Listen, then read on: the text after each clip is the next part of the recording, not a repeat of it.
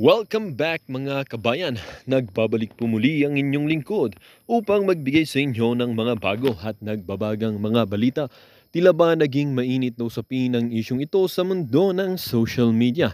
Meron ngang kasabihan ng ating AFP na sinabing, "The AFP protects the people." Dito nga natin makikita mga kapatid na ang tunay na talagang may puso at may puso sa pagsisilbi at pagpoprotekta sa ating mga mamamayan ay itong ating mga kasundaluhan. Dito nga natin makikita mga kaibigan na itong ating AFP ang tunay na maintegridad at tunay na may puso sa paglingkod sa ating bayan at lalong-lalo na sa ating mga mamamayan.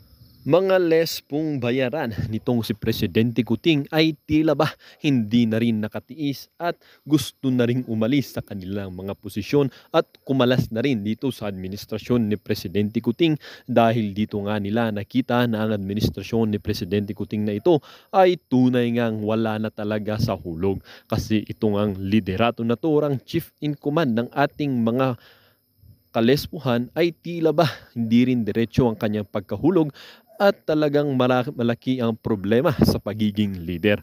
Well mga kaibigan, dito nga natin makikita nagbitiw na or itong mga kalespuhan na ito na nagsasawa na sa administrasyon ni Kuting ay gusto na rin talagang magbitiw sa kanilang mga posisyon upang sana kasi hindi na nila kaya ang ganitong gawain na pinaggagawa ng administrasyon, lalong-lalo na ang Kuting o ang Presidente Kuting na nasasangkot sa napakaraming issue. Well mga kaibigan, para nga sa kabuuang impormasyon ay panoorin na lamang ang buong video at kung bago ka pa lamang sa ating channel ay huwag kakalimutang mag-subscribe, pindutin ang notification bell at piliin ang all upang laging maging updated sa mga bago at nagbabagang mga balita. At sa mga solid viewers naman natin dyan, maraming salamat naman po sa patuloy na pagtangkilik sa ating channel. Tuloy-tuloy lang po ang laban para sa katotohanan at para na rin sa kinabukasan ng ating pinakamamahal na bansang Pilipinas. Huwag din pong kakalimutang mag-iwan ng like at i-share ang ating mga videos. At kung meron ka naman pong hinaing, ang ating comment section po ay bukas para sa inyong mga opinion. Marami pong salamat and God bless the Philippines. Para madinig ng mga kapitbahay ninyo, taong bayan. And then, hayaan nyo, murahin nyo ako. Okay lang, murahin ako. Tarantado. Murahin nyo ako. Ako, in-explain ko lang. Di ba? In-explain ko yung tama. At kayong mga Pilipino na insisting na magpakatanga, Constitution for Dummies na nga yan eh. In-explain ko na nga eh. Ang daling intindihin eh. Hindi ka kinakailangan maging lawyer. Kinakailangan mo lang, Pilipino ka. Because alam na alam mo na pagkahinayaan mo to, pwedeng mangyari sa iyo yung nangyayari ngayon sa mga KOJC member. Pwedeng mangyari sa iyo yung nangyayari kay Pastor Kibuloy. Pwedeng mangyari sa iyo yung mga pinagagawa nila doon sa mga member ng KOJC. Sprayan ka, payag ka sa ganon, tirgasin ka, hanggang sa matake ka, no? Padapain ka, sipa-sipain yung mukha mo. Putang ina mga yan, binabayaran natin yan. Sinusweldoan natin yan. At kung hindi ninyo iintindihin ito, kung hindi nyo aaralin ito, kung nasaan tayo ngayon, madadala kayo ng agos ng kadiliman. You have to stand up because we will all stand up as Filipinos. And this regime that entertains corruption, entertains injustice, abuses, massive abuse of power, violation of the Constitution, will not last forever because the people will rise up. Ang sinasabi ko, sana may masmasan kayo para maiwasan yung tinatawag na People's Revolution wherein 119 million Filipinos. Hindi 119 million, dami nun. Tulog yung iba sa kangkungan, walang pakialam. So kalahati, 60 million Filipinos. Hindi, tulog pa rin. Kalahati, 30 million Filipinos. Yan, pwede pa. 15 million Filipinos. Dami na yon. 15 million. You cannot stop 15 million Filipinos. All we want is a country na sang-ayon doon sa nilagay namin sa Constitution. Corruption, out. Abuses, out. Di ba? Injustice, out. Lahat yan nilagay. Public service, hindi na natin nabasa. Wala nang time, mahaba na eh. Public service is a public trust. You are all accountable to the Filipino people. Di ba? So kayong mga taga KOJC, huwag kayong matakot. Pagka nagdidemonyo mga PNP, you invoke God's presence and you are protected. You invoke God's presence. When 2 or 3 are gathered in my name, I will be there to protect you. Diba? BBM, if you want to to extend the life of your administration, end this nightmare. Stop it. Cease and desist. Order the PNP to stop. Leave the premises. That's the only way that you will survive. If you do not do that, matter of time, the Filipino people will rise up. Regardless kung saang galing probinsya, kung ano ang religious belief, kung ano ang profesyon, anong pinag-aralan, regardless. Because nakikita namin maling ginagawa nyo eh. Hindi ito sang-ayon sa sinumpaan mo. Hindi ito sang-ayon sa kagustuhan namin na mangyari. Hindi ito sang-ayon sa Pilipinas na gusto namin. Sinisira nyo, binababoy nyo. At kami, alam na namin ngayon. Gising na kami. Maraming nagising sa vlog na to. Okay? Oh, Margarita Dower Becker. Good morning po, sir. Captain Dado, watching from Germany. Kamusta ka sa mga Germany, no? Rosemary de la Cruz, good morning po, watching from Singapore. Thank you, no? Carol Membrillos, gabi, sir, 10 p.m. here. Uy, umaga na dito, 5 o'clock na yata rito. 3:23. Hindi, yun yung haba ng vlog ko. Diyos ko. Narciso Taya, good morning po, sir. Sorry, pasensya na mahaba kasi explain ko lang eh, no? I hope na may nakukuha kayo, no? Bakit po sabi merong AFP na doon sa KOJC? Kahit may AFP pa dyan sa KOJC, wag na kayong matakot. Wag na kayong matakot because AFP, General Browner, mga general, mga tropa ng AFP active at mga AFP retired from all, general down the line hanggang private, retired, o mga sergeant, yung mga retired. No? Linaw. The Constitution is very clear. No, all power emanates from the people to serve and protect the people. The AFP to defend the people. Walang walang ibinigay. Kaya in-explain ko nga 1973 Constitution, Marcos dictatorship kuno, then people power, and then nilagay si Cory, 1987, pinalitan yung Constitution. They made sure that the AFP will have no choice but to protect the people. Kaya yung mga nagsasabi na bili ni AFP, maghunos dili kayo. Yung BBM, akala mo, yung AFP kakampi mo, pinapadama ka lang yan. Yung mga sa AFP sinasabi na hindi kami pwedeng lumahok dyan. No. It's very clear in the Constitution. Kaya kayong sumumpa rin kayo, mga kasundaluhan, malinaw na malinaw, yung Constitution. You protect the Filipino people. Napakasimple. Kaya yung mga nandyan na AFP na sinabi na sa KOJC, subukan natin, tignan natin. Will they oppress the people? Nilagay ba sa Constitution yon? The AFP will oppress the people. Will assist the stupidity of the PNP. Nakalagay ba sa Constitution? Hindi. Ang linaw. The AFP will protect the people. Ang linaw, di ba? Will uphold the Constitution. Ano sinusumpa ng AFP? Spaul, I will support and defend. Diba? I'll protect all laws. Ano yung basic law of the land? Fundamental of the land, Constitution. Diba? Obey all rules, diba? And regulations. Uy, parang iniloloko tayo dun . Pero binago na nga, nare-indoctrinate na. Sang-ayon para sa taong bayan ang armed forces. Kaya pala ayaw ng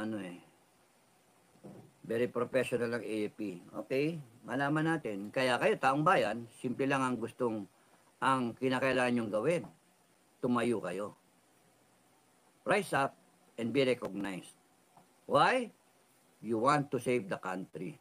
You want to implement the Constitution. You agree that something is wrong, that it is grossly violated. Di ba? So, yun, simple-simple lang eh. Roel Narbuada, good evening po sir, watching from KSA. Thank you KSA. Mangagoy Bislig, Sacramento, capital of California. Yeah, okay, Sacramento, capital of California. Lito Kua, good PM mo, General Dado from Taiwan. Yaki Bayola, hello. Kap Dado, kamusta rin yung mga taga-Taiwan? Lito Kua, Yaki Bayola, thank you for the salute. Arceli Calvo, kumusta na? Good morning po sa iyo. Good morning. And to all your subscribers, Pinoy Survivor Community, and including me, God bless you. God bless you too, Arceli. General Gazini II, good morning, sir, from Los Angeles. Hollywood Hills, thank you, thank you. Magandang umaga. Eden Exconde, good morning po, Sir Dado, KOJC member, watching from Macau. Salamat po sa pagdepensa sa KOJC. Kakampi nyo yung langit, kakampi nyo si God. Kakampi nyo. Grabing parusa ni God dyan pagka nilapastangan, yung binastos, yung inano ba. Lalo na kung may mamamatay pa, sana wag na conwood. Pero God will protect KOJC. The Filipino people will protect KOJC. And somehow, somewhere, maybe not now, but probably in the very near future, we will prevail. When two or three people, no? Basahin ko lang ha, para ang ganda pakinggan nun eh, kasi ini-invoke mo, ini-invoke mo si mali ito. Mali. Sana yun? Ayun. Okay. Matthew. Si paring Matthew. At napunta na sa Constitution. Sabi ni Brother Matthew, 18, Matthew 18, 19 to 20 verse. Okay. Also, I tell you that if two of you on earth, anywhere on earth, two of you, so pwedeng taga-California, pwedeng taga-Pilipinas, tayong dalawa, naka-ganito tayo, naka-live, agree tayo, dasal tayo. Where two of you on earth agree about something and pray for it. So, sino tong nagano? Si Eden Exconde from KOJC, member from Macau. So you and I, Eden Exconde, let us pray. That no harm will happen to our brothers and sisters at the KOJC compound. No harm will happen to Pastor Apollo Kibuloy. That the PNP will be able to, that the Holy Spirit will reach the PNP, touch their hearts, so that they will realize that they are following illegal orders and come back to the fold and join the flock ng KOJC so that they will protect our KOJC brothers and sisters. That the people of the Philippines will support KOJC. And we will uphold what is right and claim back our basic freedom and rights and put order to this wrongdoing and set things right. That the Filipino people will enforce the Constitution, will enforce the ideals that we believe in, and that this president right now will also be touched by the Holy Spirit, that he will come to realize of his grave abuse of power and yung ano yung tawag doon na insensitivity sa mga taong bayan, kapwa Pilipino. Nagpa-enjoy lang siya. Nag-enjoy lang siya samantalang naghihirap ang Pilipino, so that he will realize that he has done wrong and that he will decide to step down, lest the Filipino people take him out. And we will do it in the name of God, in the name of Jesus Christ. Amen. Oh, when two people, tayo na yon. Eden, ex-conde, ikaw at ako, magkalayo tayo, sabi nga when two or more people on earth. So, walang barrier. Hanip mga ako ang langit, ano? Antindi, no? About something and pray for it. It will be done for you by my Father. Kinocommit ni Kristo, yung kanyang ama. And which incidentally, no? Bakit ang lakas nung pananalig ko? Video number 1, Pinoy Survivor. Video number 1, nasaksak ako rito, tumagos dito. Lahat ng naka-meet up ko sa inyo, na pinapahawak ko itong likod ko, dito sa bata ko, dito. Dito, yan, no? May peklat, no? So, pasok dito, tagos sa maskara, wire mesh, fencing, skrima. Masok, tagos dito. Nandyan ngayon yung ako bumunot. Pag bunot kong ganyan, tinanggal ko yung mask, dugo. And I prayed. Ininvoke ko God's healing hand. Hanip Hanip yun. And I was 22. I was graduating from the academy. That was May something, 23 yata yan, May something. Bago akong first captain, no? Naging first captain ako nung March, nung nag-graduate yung class 82. Then, new cadet battalion yon. First batch kami, nirelieve na kami. So ngayon, ang may hawak si Bob De La Rhea, 3rd and 4th battalion. So 1st and 2nd battalion, nagre-relax na kami. Niyaya ako ng late alphabeto, yung first casualty namin, late alphabeto, mag-practice kami ng fencing. Nagle-letter writing ako, 11 sulat yung ginagawa ko, ha? Dahil girlfriend, ano? Binisto pa yung sarili. So, nag-writing ako, yung unang pumunta, si Cadet Liorca, yung namin, yung goat namin. Sabi ni Cadet Liorca, sama ka sa akin, Bible study. Sabi ko, Bible study, kita mo, dami kong ginagawa, dami kong gagawin, dami kong tatapusin ng mga papeles. Sabi ko ganon. Tapos nun mauna ka na, sabi ko ganon. Bok, Bible study, sabi ko ganon. Wag mo hinihindihan ang Diyos, sabi ko. Tapos sabi ko sa kanya, Bible, gusto mo turuan pa kita sabi ko ganon. How arrogant I was, no? Gusto mo turuan pa kita? Galing akong Christian school Lourdes School of Mandaluyong, no? The one in Shaw Boulevard, no? Doon sa katabi ng one San Miguel Place ba yun? Tabi ng, yung dating may sa likod niya, Medical City, no?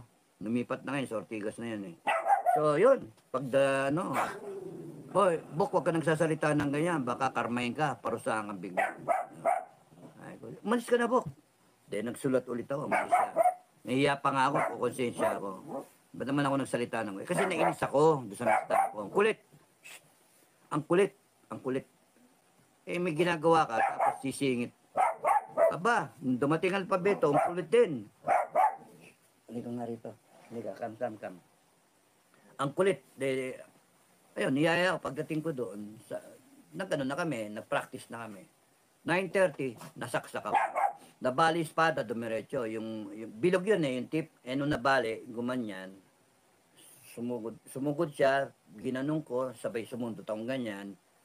Nung sumulusub ako, sumabit dito, bumaluktot, pumitik. Pagpitik, tama rito sa akin. Tagos hanggang dito. Imagine that, long distance healing, hanep, from sa langit. Lord, Diyos ko, alam ko meron pa akong gagawin. Kaya after this prayer, I will imagine yung kamay ko, kamay mo. Hahawakan ko yung sugat ko, harap at likod. And after that, I will be healed. Hanep, no? God's healing hand. Inimagine ko lang ito, God's healing hand. And after that, hinawakan ko dito, tsaka dito. And then, nung nasa hospital na ako, kamot yung ulo ng doktor. Senior na doktor. Baguio General Hospital, sabi niya, in all my years of profession, ng profession ko, hindi ko maintindihan ba't nagkaganon. Daming ugat. Ni isa walang tinamaan. You're one goddamn lucky son of a bitch, sabi sa akin. Video number 1. Kaya nga, kayo JC, kahit in spite of yung mga terrorism na ginagawa sa inyo ng PNP, in spite of all this, dasal lang kayo. You invoke God's presence. Because ang demonyo takot sa Diyos.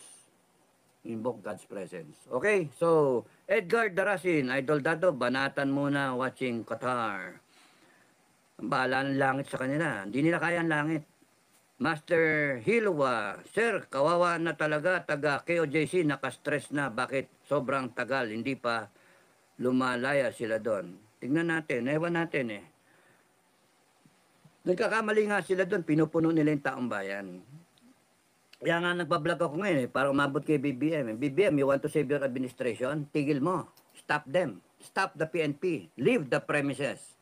At kung ganyan pa rin ang order sa inyo, mga PNP, doon sa loob ng KOJC, sana may masmasa kayo, dinasalan namin, sana may masmasa kayo, bumalik kayo sa KOJC, sabihin nyo sorry, and then you defend the KOJC members.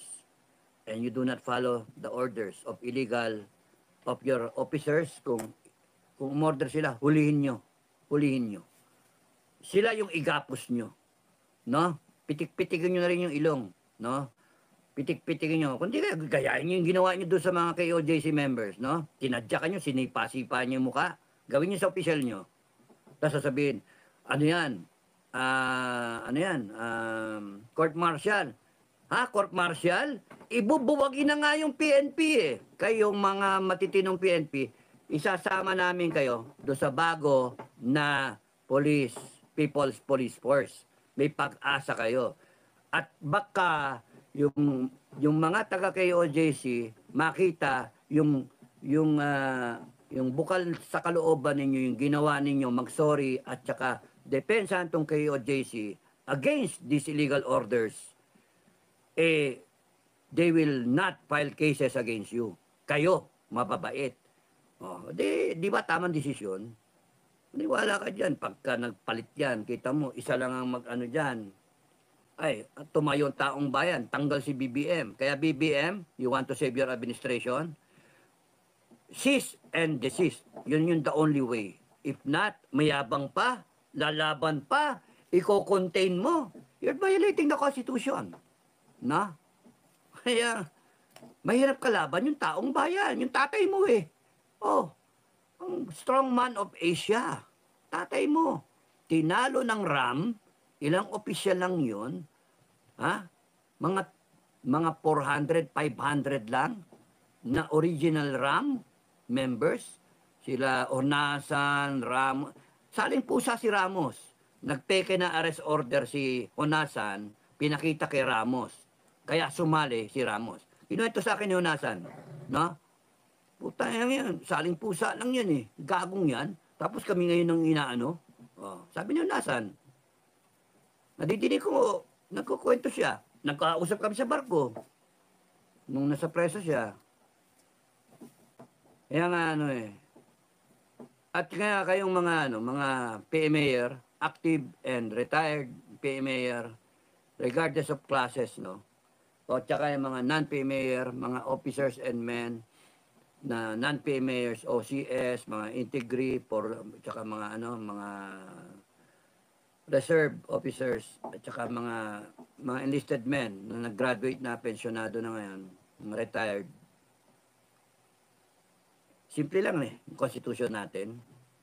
Yung sasabihin niyo, pipilit ninyo, mali, tama si Marcos, mali yan mga Duterte, mali yung KOJC, surrender si Pastor. In-explain ko. Ang tagal-tagal ko in-explain, nabot ng 3 oras. Mali yung ginagawa nila kay Pastor.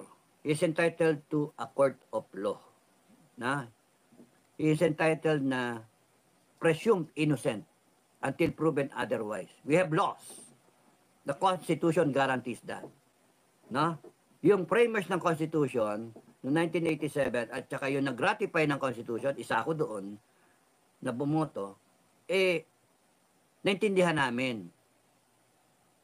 Kaya nga, never again. Never again. Yun yung mga sigaw ng mga RAM. Never again. Hindi na tayo ma-under sa isang tyrant. Yun eh. Gusto mo nga pagandahin pa eh, kasi okay yan si Marcos Sr. Isa yan sa magaling. Oo, pero maraming galit sa kanya. Ang the worst ngayon, yung anak, si BBM. No? Imbis na sagutin yung drug problem, sinangga-sangga, walang salita. So parang, ha? Ano yun? Ano yun? Peke ka eh. Tapos doon yung ang daming issue eh. Nakawan, PCSO, PhilHealth, transfer yung pondo, yung travel mo, yung foreign policy natin, nagdabadya yung gera, kaya nga ang daming problema. And kanina nung binabasa ko yon, tatlong articles lang tayo, hanggang Bill of Rights tayo. Ito yung violation, ang dami. Kaya nga, good luck. BBM, good luck.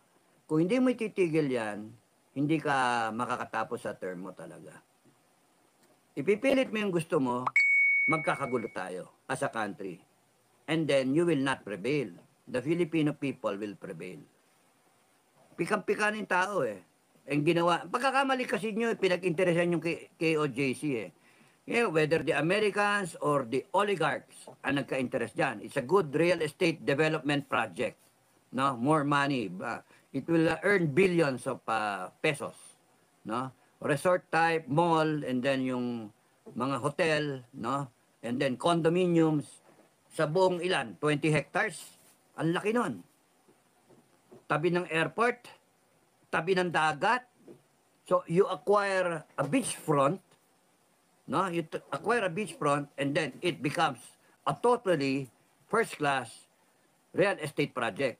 Kaya nga, either the Americans, I don't believe nga in the drone, ek-ek eh. Bakit?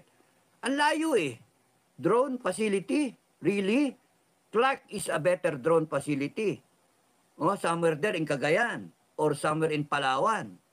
Pero in Mindanao, dito sa not really. Kaya nga mas inclined ako paniwalaan na putya, itong mga oligarchs yata interested dito, kasama si BBM. Yung kami na lang, boom, and then partner tayo, partner. Akong bahala, akin yung might, akin yung PNP, hawak ko yan. Bayaran ko lahat yan. Kaya pala nakakabayad sila kasi ang laki ng kikitain dyan. You know, ang isang building na worth 1 billion in construction cost, that's about mga 40, mga ganon, 40, baka siguro kayo, mahal na, no? Mga 30 mga floors, no? 1 billion for example. Pagka binenta mo lahat yung kondo, balik sa'yo 4 billion o 5 billion pesos. Ilan yung magagawa mo? Ilan footprint ang magagawa mo kung 20 hectares yon? Na may golf course ka, hanep, Hindi, pero ang isang magandang golf course, mga 60 hectares ang kailangan eh. Of course, they can acquire, no? Baka mag-land banking, pero yan, kami, maglagay sila ng ebidensya, it reverts back to the government, nyari, kinaya ng gusto yung KOJC. Kaya nga, hindi dapat mangyari. Ginagaya niya yung tatay niya. Yung template, ginagaya niya. Kaya nga, okay? So, sir, you are in PMA? I graduated in PMA. No, I'm not in PMA. Graduated in PMA, 1983. Lea Conchada, good morning po sir. Dado watching from Saudi Arabia. Sana naman ang mga AFP wag paggamit sa government, taong bayan ang kanilang protektahan. Yes, sa Constitution naman eh. Prayer with fasting, Arceli Calbom. Thank you ha. Bicolanong makulit. Sir, pa-shout out po kay General Orlando De Leon, follower mo na Supremo in si share ko sa kanya ang live mo. Thank you ha. Ah, Sir Jojo, Sir Jo, Class 82, Snappy, Idol, no? Si General Orlando De Leon. Ito, na, BBM, PNP. Pag ang mga gaya ni General Orlando De Leon o PMA Class Sandigan 82 ang tumayo at kasama si Magalong na Class 82, mayor ng Baguio City, at sasama yung iba, pagka mga yan ang tumayo, yung mga hilera niyan, ay good luck sa inyo. Ayan yung mga tipong matatapang, mga matitino, at pagka magkakakampi-kampi yan, kabit-kabit na yan, 82, 81, 83, 83 ako, 83, 84, 85, 86, no? Yari kayo. No? Anong gagawin nyo? Huliin nyo kami? Hindi. Nandun kami sa right side of history. We're going to implement the Constitution. No? Kaya nga, General Sir Orlando De Leon, Marines. Oh, di ba? Huwa. Malayo ka lang, sir, eh, no? Kung nandito ka lang, eh, no? Sarap upakan, di ba? Sarap upakan. Bastos na talaga, eh. Bastusan. Oh, General Pokis, 81. Plus 81. Major General Pokis. Oh. Hanip yung mga... General Alan Luga, 81. Oh. Ano pa mga kilala natin? No? Maraming mga tahimik lang ng mga P-mayor. Kaya nga, mga P-mayor, no? Upperclassmen, underclass, mga mista ako, tahimik din eh. No? Wala, hindi ito pasikatan eh. Hindi ito pasikatan. Mga bok, no? Hindi pasikatan to. Mga sir, hindi pasikatan to. This is about the future. This is about the future of our country. This is about the Filipino people standing up to implement the Philippine Constitution, which embodies our ideals, and has something to do with our future. It is being